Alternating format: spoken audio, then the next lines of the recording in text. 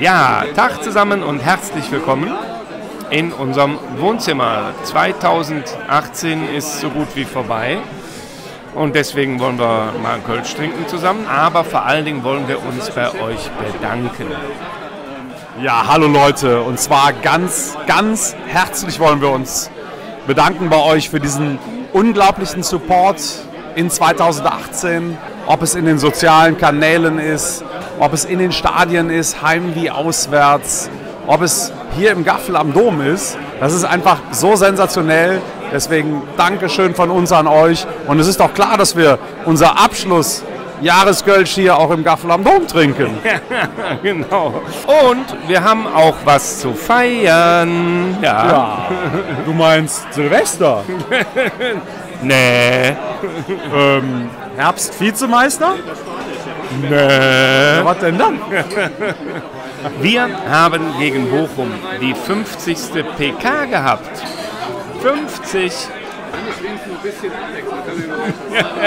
Unglaublich. Wahnsinn. Kurz zusammengefasst, 2 Spielzeiten Bundesliga sind 34. Jetzt hatten wir 10 Heimspiele in der zweiten Liga, macht 44.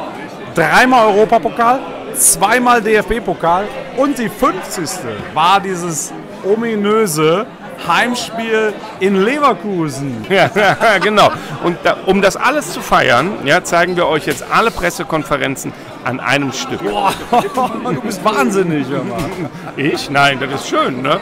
Da werden wir Dinner for One und zwar für die nächsten 2 Jahre, ne? Ja, absolut. Nee, Spaß beiseite. Das gibt's natürlich nicht. Aber was wir gemacht haben in den letzten Tagen, wir haben das Rohmaterial aus den alten PKs mal wieder rausgekramt und ganz viele Outtakes gefunden. Und die werden wir jetzt über den Jahreswechsel zusammenschneiden. Und darauf könnt ihr euch schon mal freuen, Leute. Ich würde sagen, 2019 ist gerettet, obwohl das ganz kurz wird. Wir haben so gut wie nichts falsch gemacht in all der Zeit, ganz sicher. Ne? Nein, überhaupt nicht. Niemals Aber versprochen. Solange bis ihr das seht, würde ich sagen, trinken wir mal 2 Kölsch. Auf 2019. Prösterchen, Leute. Alles Gute für 2019!